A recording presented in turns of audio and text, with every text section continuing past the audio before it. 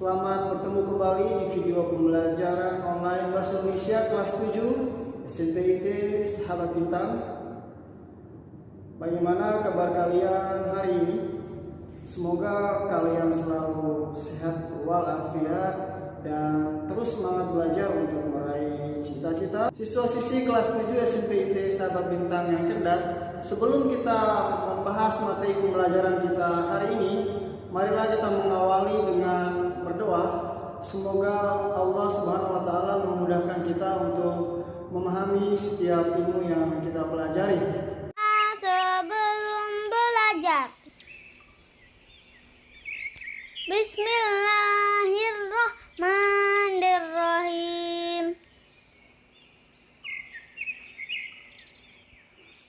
Raditu billahi rabba wa bil islami dina wa bi muhammadin nabiyya wa rasulah. Rabbi zidni ilman warzuqni fahman. Siswa-siswi kelas 7 SNPIT Sahabat Bintang yang cerdas, dalam pembelajaran online hari ini kita akan mempelajari materi kedua Bahasa Indonesia kelas 7, yakni tentang berkreasi dengan cerita fantasi. Materi ini berisi ulasan tentang cerita fantasi. Setelah mempelajari materi, kalian diharapkan mampu mengidentifikasi unsur-unsur cerita fantasi. Berikut ini rangkaian materi yang akan kita bahas dalam pembelajaran kita hari ini adalah pengertian cerita fantasi, ciri-ciri cerita fantasi, jenis cerita fantasi, dan unsur-unsur cerita fantasi. Siswa-siswi kelas 7 SNPIT Sahabat Bintang yang cerdas, sebelum kita membahas materi, kita akan menonton trailer dan klip film fantasi berikut ini. Yuk kita simak.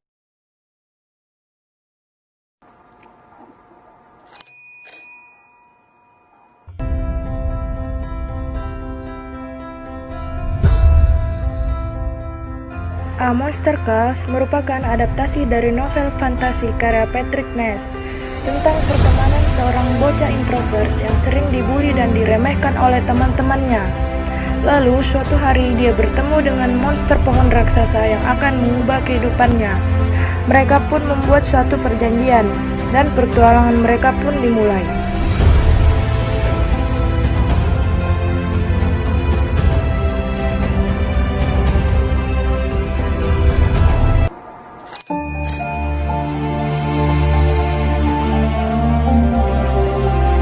Chronicles of Narnia. Film ini mengisahkan tentang 4 orang bersaudara di masa Perang Dunia Kedua. Kisah mereka berawal dari pengungsian ke sebuah desa terpencil. Mereka menjalani hari-hari yang membosankan di desa tersebut. Suatu hari saat mereka bermain petak umpet, Lucy, si adik bungsu, bersembunyi di dalam lemari baju yang ternyata merupakan sebuah portal menuju ke dunia lain. Terdapat hewan yang aneh dan manusia kerdil dan pohon-pohon yang bisa berbicara. Ya, tempat itu bernama Narnia.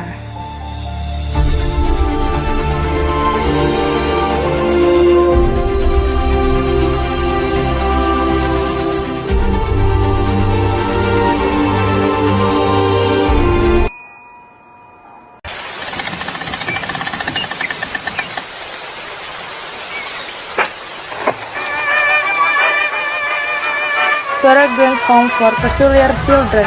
Film ini diangkat dari novel karya Ransom Riggs dan disutradarai oleh Tim Burton.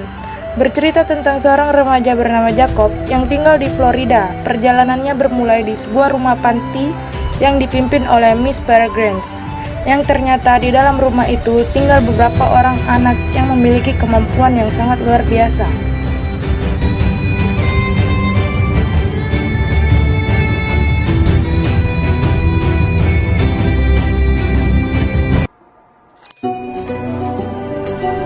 Harry Potter merupakan seri novel terkenal karya J.K. Rowling yang diadaptasi menjadi film oleh Warner Bros. Pictures.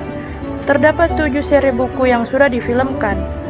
Bercerita tentang seorang penyihir remaja bernama Harry Potter yang telah kehilangan orang tuanya sedari kecil dan sekarang tinggal bersama keluarga pamannya yang sangat membenci dirinya.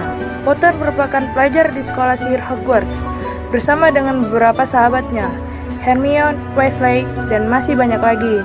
Inti dari film ini berpusat pada upaya Harry mengalahkan Voldemort, penyihir hitam yang jahat menginginkan keabadian, menguasai dunia sihir dan akan membinasakan siapapun yang akan menghalanginya, terutama Harry Potter.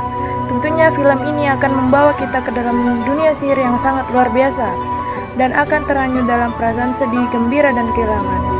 Jadi, jangan lupa tonton film Harry Potter.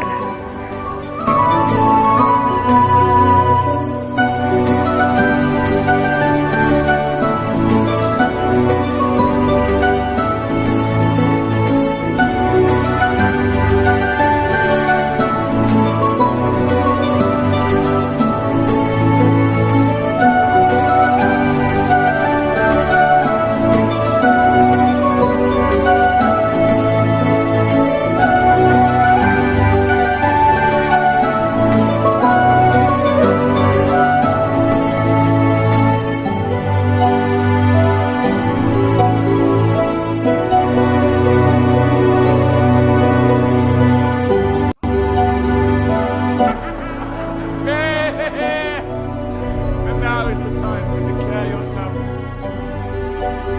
Harry Potter is dead! Oke, siswa-siswi kelas 7 SMP ID Sahabat Bintang yang cerdas, kita sudah menonton secara bersama-sama klip film fantasi. Tayangan film tersebut sangat menakjubkan, bukan? Kisahnya penuh dengan keajaiban, kemisteriusan. Hal tersebut bersifat imajinasi atau khayalan dari pengarang atau penulis cerita yang dituangkan dalam film fantasi. Kita lihat dalam film A Monster Cult ada sebuah monster kayu yang besar yang mampu mengubah hidup seorang anak kecil yang selalu dibully, selalu diremehkan oleh teman-temannya. Dan juga ada film Harry Potter, film yang fenomenal, film yang luar biasa banyak penontonnya. Di sana ada kisah seorang Harry Potter anak muda, seorang penyihir baik yang berusaha untuk melawan penyihir jahat. Siswa-siswi kelas 7 SMP Sahabat Bintang yang cerdas, seperti halnya tantangan yang sudah kalian kerjakan yang berkaitan dengan cerita Goi Raksasa dan Genta Ajaib. Ada keajaiban, ada kemisteriusan di dalam cerita tersebut yang ditulis oleh seorang penulis cerita. Siswa-siswi kelas 7 SMP IT Sahabat Bintang yang cerdas, kita selanjutnya akan menyimak ulasan materi teks cerita fantasi berikut ini. Perhatikan secara baik-baik sehingga kalian bisa memahami tentang cerita fantasi. Yuk kita simak. Siswa-siswi kelas 7 SMP IT Sahabat Bintang yang cerdas, kita memasuki materi tentang cerita fantasi. Sebagaimana yang telah dijelaskan sebelumnya, bahwa rangkaian materi yang akan kita pelajari dalam pembelajaran ini adalah: pertama, pengertian cerita fantasi; kedua, ciri-ciri cerita fantasi; ketiga, jenis cerita fantasi; keempat, unsur-unsur cerita fantasi. Nah, kita akan mulai membahas tentang pengertian cerita fantasi. Apa sih cerita fantasi itu? Sebenarnya tanpa kalian sadari, kalian telah menikmati atau mendengar cerita fantasi sejak kecil loh.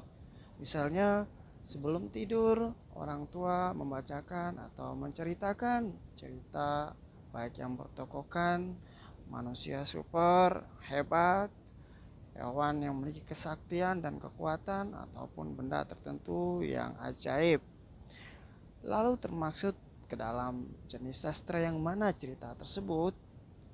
Pada dasarnya, cerita yang kita dengar tersebut merupakan cerita fantasi yang termasuk ke dalam prosa lama.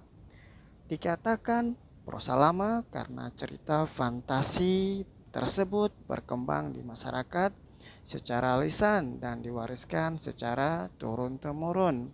Namun, seiring dengan perkembangan zaman, saat ini di era teknologi telah berkembang juga berbagai cerita fantasi modern di bidang sains yang disajikan dalam bentuk tulis dan ditayangkan di bioskop-bioskop.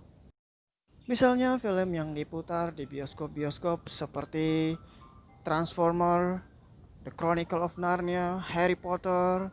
Kemudian ada juga film yang tenar yaitu film Spider-Man, dan juga ada film yang disukai anak-anak seperti Naruto.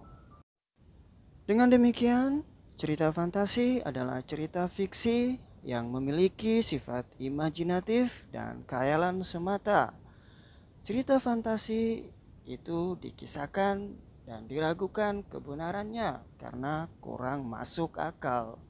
Hal tersebut disebabkan oleh tokoh-tokoh yang ditampilkan umumnya adalah tokoh yang tidak ada ditemui di dunia nyata, yang memiliki keajaiban dan kesaktian yang tidak masuk akal. Selain itu, alur dan latar yang disajikan juga cenderung bersifat imajinatif, bahkan tidak dapat diterima oleh logika. Misalnya, perjalanan yang dapat menembus ruang dan waktu. Siswa-siswi kelas 7 SMP IT Sahabat Bintang yang cerdas membaca cerita fantasi itu dapat menjadi sebuah hiburan. Selain itu, dengan membaca cerita fantasi, kreativitas dan imajinasi kalian juga dapat terasah sehingga kamu akan mampu menyajikan gagasan kreatif dalam bentuk cerita fantasi. Selanjutnya, kita akan membahas ciri-ciri teks cerita fantasi. 1. Ada keajaiban, kemisteriusan, dan keanehan. Cerita fantasi mengungkapkan hal-hal supranatural, kemisteriusan, dan kegaiban yang tidak ditemui di dunia nyata. Pada cerita fantasi, hal yang tidak mungkin menjadi biasa. Tokoh dan latar diciptakan penulis tidak ada di dunia nyata atau modifikasi dunia nyata. 2. Ide cerita. Ide cerita fantasi bersifat terbuka terhadap daya imajinasi penulis. Penulis tidak dibatasi oleh realitas atau kehidupan nyata. Ide juga bisa berupa irisan dunia nyata dan dunia khayal yang diciptakan pengarang. Ide cerita memuat pesan tertentu. Ide cerita terkadang bersifat sederhana, tapi mampu menitipkan pesan menarik. Tema fantasi adalah gaib, supernatural, dan futuristik. 3. Menggunakan berbagai latar, lintas, ruang, dan waktu. Peristiwa dalam cerita fantasi yang dialami tokoh terjadi pada 2 latar, yaitu latar yang masih ada dalam kehidupan sehari-hari dan latar yang tidak ada dalam kehidupan sehari-hari. Alur dan latar cerita fantasi memiliki kekhasan. Rangkaian peristiwa fantasi menggunakan berbagai latar yang menembus ruang dan waktu. 4. Tokoh unik mempunyai kesaktian. Tokoh cerita fantasi diberi watak dan ciri unik. tokoh memiliki kesaktian tertentu. Tokoh tertentu mengalami peristiwa misterius atau ajaib dalam berbagai latar dan waktu. 5. Cerita fantasi bersifat fiksi, bukan kejadian nyata. 6. Bahasa. Cerita fantasi menggunakan bahasa dengan kata bersinonim yang lebih dominan dan emosi yang kuat dengan variasi yang cukup menonjol untuk menciptakan perasaan penasaran, perasaan takjub kepada penonton atau pembacanya. Selanjutnya adalah jenis cerita fantasi. Pertama, cerita fantasi total dan irisan. Cerita fantasi total adalah cerita fantasi berisi seutuhnya fantasi pengarang dan tidak terjadi dalam dunia nyata, serta tokohnya hanya bersifat khayalan. Sementara cerita fantasi irisan adalah cerita fantasi yang sebagian adalah khayalan pengarang dan sebagian diserap dari dunia nyata. 2. Cerita fantasi sejaman dan lintas waktu. Cerita fantasi sejaman adalah latar yang digunakan adalah satu masa, sedangkan cerita fantasi lintas zaman adalah latar cerita fantasi yang digunakan berbeda zaman, misalnya di zaman masa lalu, masa sekarang, dan masa akan datang. Berikutnya, jenis cerita fantasi dapat dibedakan berdasarkan tema. Cerita fantasi heroik dan science fiksi. Cerita fantasi heroik adalah cerita fantasi yang menceritakan tentang kepahlawanan dengan latar yang tidak nyata. Sedangkan cerita science fantasi yaitu cerita fantasi yang banyak mengangkat unsur inovasi di bidang sains dan teknologi, umumnya berkaitan dengan gambaran masa depan. Siswa-siswi kelas 7 SMPIT Sahabat Bintang yang cerdas, selanjutnya kita akan membahas tentang unsur-unsur cerita fantasi. Unsur pembangun cerita fantasi ini ada dua, yaitu unsur intrinsik dan unsur ekstrinsik. Unsur intrinsik ini adalah unsur yang berasal dari dalam cerita. Lalu, kalau unsur ekstrinsik adalah unsur yang berasal dari luar cerita. Kita akan membahas satu persatu mengenai unsur intrinsik dan unsur ekstrinsik. Untuk unsur intrinsik, dibagi menjadi 7. Yang pertama itu adalah tema. Tema itu apa sih? Tema itu adalah ide yang mendasari sebuah cerita. Jadi, ketika seorang pengarang menuliskan sebuah cerita fantasi, maka ia akan menuangkan idenya gitu. Jadi akan ada temanya nih, tema cerita fantasi ini mengenai apa ya? Apakah tentang sebuah keunikan tokohnya, ataukah tentang sebuah keajaiban? Apa nih keajaiban apa? Apakah sebuah benda, atau tempat, atau tokoh, ataupun sebuah kesaktian, dan lain sebagainya. Itu adalah tema. Lalu, setelah tema, kita mengenal tokoh dan penokohan. Tokoh itu apa sih? Tokoh itu adalah pelakunya di dalam cerita. Gitu. Sedangkan, kalau penokohan itu adalah watak dari si tokoh. Watak itu adalah sifat dari tokoh di dalam cerita fantasi. Setelah ada tema, lalu tokoh, lalu penokohan, selanjutnya itu adalah ada latar. Nah, latar ini adalah sebuah keterangan, bisa mengenai tempat, waktu, lalu suasana kejadian. Nah, kalau misalkan latar tempat, kita lihat nih, latar tempatnya di mana, gitu. Lalu kalau waktu, ini waktunya kapan ya terjadinya peristiwa di dalam cerita fantasi, lalu suasana kejadiannya itu seperti apa? Apakah menyenangkan, menyedihkan, atau menegangkan, ataupun suasana lainnya, seperti itu. Nah, setelah latar, kita mengenal ada yang namanya amanat. Amanat itu apa? Amanat itu adalah pesan yang disampaikan oleh pengarang. melalui ceritanya. Nah, jadi ketika kalian membaca sebuah cerita fantasi, maka akan ada pesan moral yang disampaikan oleh pengarang. Gitu. Apa yang kalian ambil dari cerita tersebut? Seperti itu. Setelah itu ada alur. Alur itu adalah rangkaian sebuah peristiwa atau jalannya sebuah cerita. Alur itu dibagi menjadi tiga. Yang pertama, alur maju atau alur kronologis. Jadi step by step nih kalau alur maju tuh. Gitu. Jadi misalnya dari pagi, siang, sore, malam, seperti itu. Lalu ada juga alur mundur atau flashback.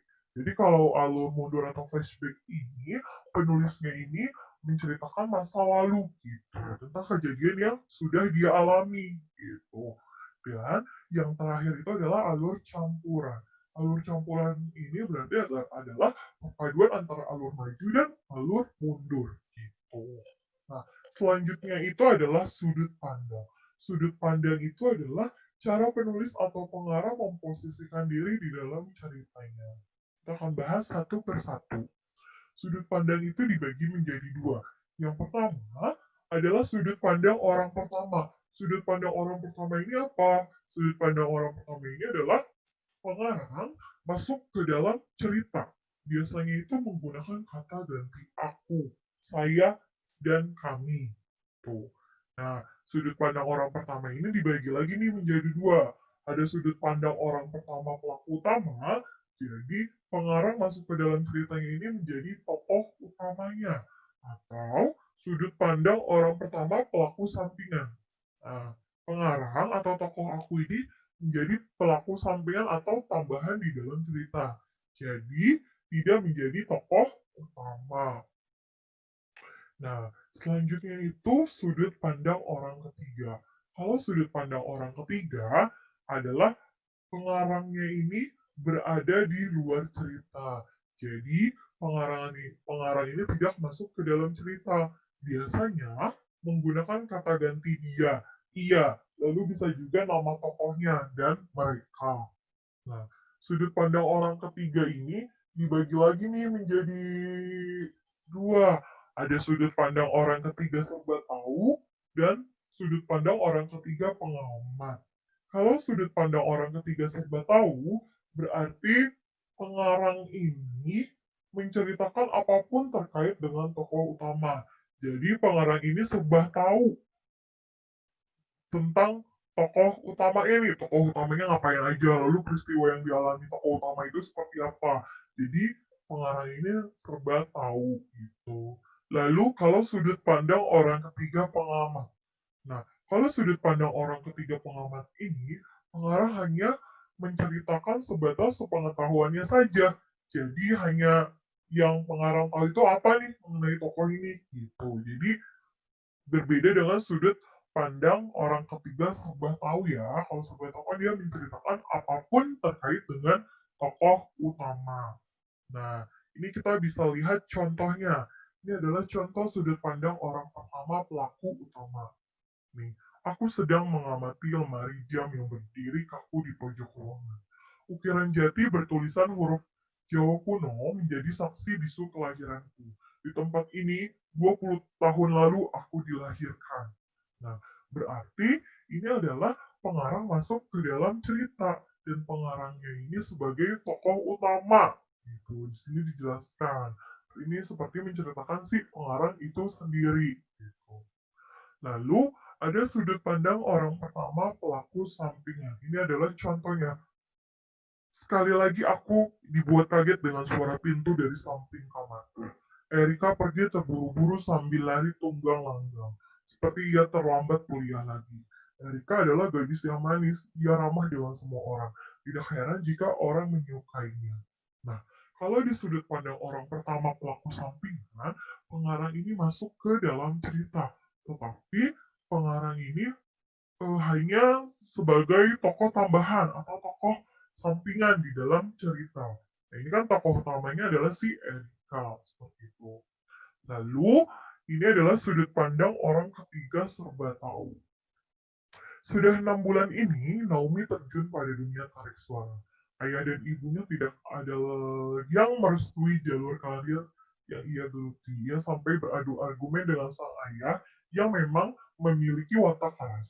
Keduanya sempat bersih tegang sebelum akhirnya dipisahkan oleh sang ibu dengan derai air mata. Nah, di sudut pandang orang ketiga ini, pengarang ini berada di luar cerita, berarti tidak masuk ke dalam cerita. Nah, jadi pengarang ini menceritakan seorang tokoh. Tokohnya ini siapa? Tokohnya ini adalah Naomi, jadi menceritakan kehidupan Naomi. Nah, berarti sudut pandang ini adalah orang ketiga serba tahu. Jadi pengarang tahu nih, Naomi ini mengalami peristiwa apa saja seperti itu. Nah, lalu ada sudut pandang orang ketiga pengamat. Nah, kita lihat. Entah apa yang terjadi dengannya seminggu belakangan ini. Pulang dari kantor langsung menunjukkan muka masam. Belum lagi puasa bicara yang sudah ia lakukan seminggu belakangan ini. Apa mungkin karena hubungan dia dengan sang kekasih yang tidak direstui oleh keluarga. Nah, jadi di sudut pandang orang ketiga pengamat ini, pengarang itu hanya memiliki spekulasi atau apa sih argumen-argumennya pengamat saja. Maaf, argumen-argumen si pengarang saja nih. Ini tokoh kenapa sih gitu. Jadi hanya memiliki spekulasi-spekulasi mengenai si tokoh itu. Dia tidak tahu apa yang terjadi sebenarnya gitu. Ini adalah sudut pandang orang ketiga pengamat. Jadi hanya sebatas pengetahuan si pengarang saja. Kenapa sih tokoh ini seperti ini gitu. Berbeda kan dengan sudut pandang orang ketiga serba tahu. Kalau serba tahu, dia tahu nih kenapa sih Naomi bisa seperti ini gitu. Itu perbedaannya antara serba tahu dan pengamat. Oke. Nah, selanjutnya kita masuk ke unsur pembangun cerita fantasi dari unsur ekstrinsik. Nah, unsur ekstrinsik itu adalah unsur yang berada di luar cerita. Nah, unsur ekstrinsik ini ada 3. Yang pertama ini adalah latar belakang masyarakat.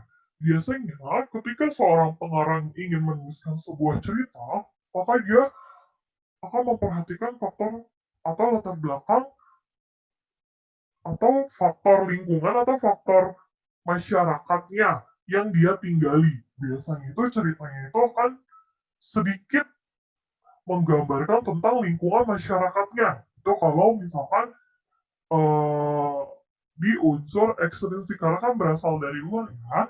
Jadi ketika pengarang itu atau penulis itu mengambil latar belakang masyarakat, jadi disesuaikan nih dengan lingkungan dia seperti apa sih kondisi masyarakatnya. Maka dari itu biasanya itu akan ada cerita-cerita yang menggambarkan kondisi sebuah masyarakat di suatu wilayah atau tempat.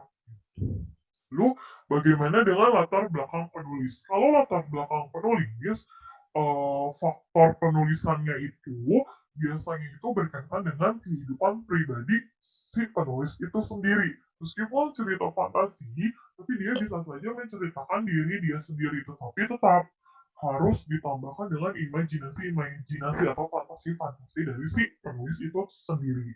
Gitu. Lalu, yang terakhir itu adalah nilai-nilai. Nilai-nilai itu apa? Biasanya kalau nilai-nilai ini di dalam sebuah cerita fantasi atau cerita-cerita yang lainnya, ketika seorang pengarang menuliskan sebuah cerita, maka akan diberikan nilai-nilai kehidupan. Agar apa? Agar pembaca itu dapat mengambil pesan atau pelajaran di dalam cerita tersebut. Nah, biasanya nilai-nilai tersebut itu berkaitan dengan nilai moralnya, lalu nilai sosial, lalu nilai agama, dan nilai budaya. Nah, ini adalah pembahasan kita pada hari ini, yaitu tentang unsur pembangun cerita fantasi. Ada unsur intrinsik dan unsur ekstrinsik. Kira-kira, apakah ada yang mau ditanyakan atau penjelasannya masih kurang jelas? Jika memang masih ada yang mau ditanyakan, kalian bisa bertanya melalui grup WhatsApp. Gitu. Terima kasih ya. Wassalamualaikum warahmatullahi wabarakatuh.